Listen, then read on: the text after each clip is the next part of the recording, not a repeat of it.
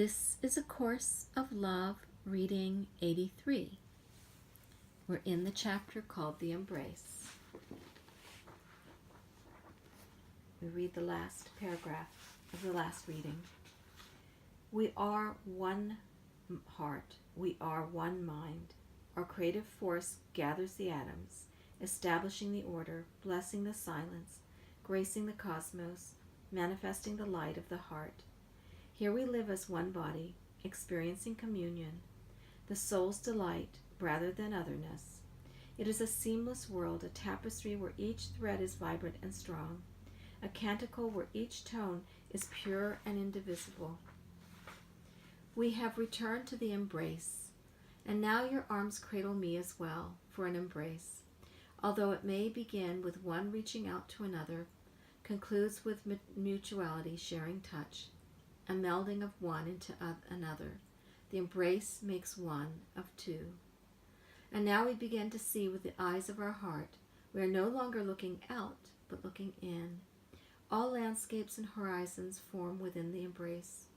All beauty resides there.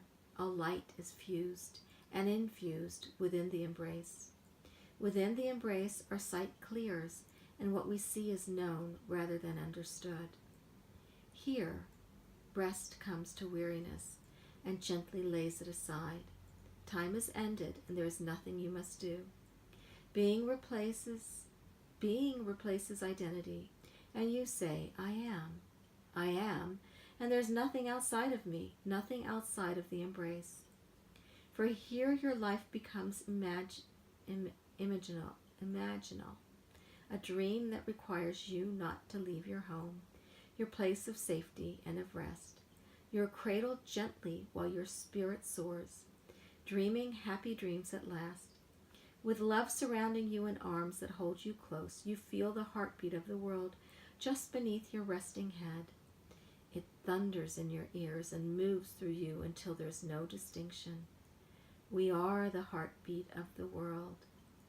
This is creation. This is God. This is our home. We exist in the embrace of love, like the layers of light that form a rainbow, invisible and curved inward upon each other. Love grows from within as a child grows within its mother's womb, inward, into the embrace, the source of all beings, the kernel and the wholeness of all life. The whole exists untroubled by what it will be. It is. The time of parables has ended. A new time of no time awaits. Nothing is like unto anything else. Likeness, like thingness, has been overcome with oneness. Oneness prevails. The reign of Christ is at hand. I am alive, and you do not believe this, or you would not be here. Yet you think not of me living and imagining it not. Christ reigns in the kingdom in which I live, just as Christ reigned with me on earth. In the cave on this earth where my dead body was laid, the Christ in me returned me to the embrace. The singular heartbeat of the man Jesus no longer sounded. My heartbeat was the heartbeat of the world. And this was reading number 83. Enjoy today.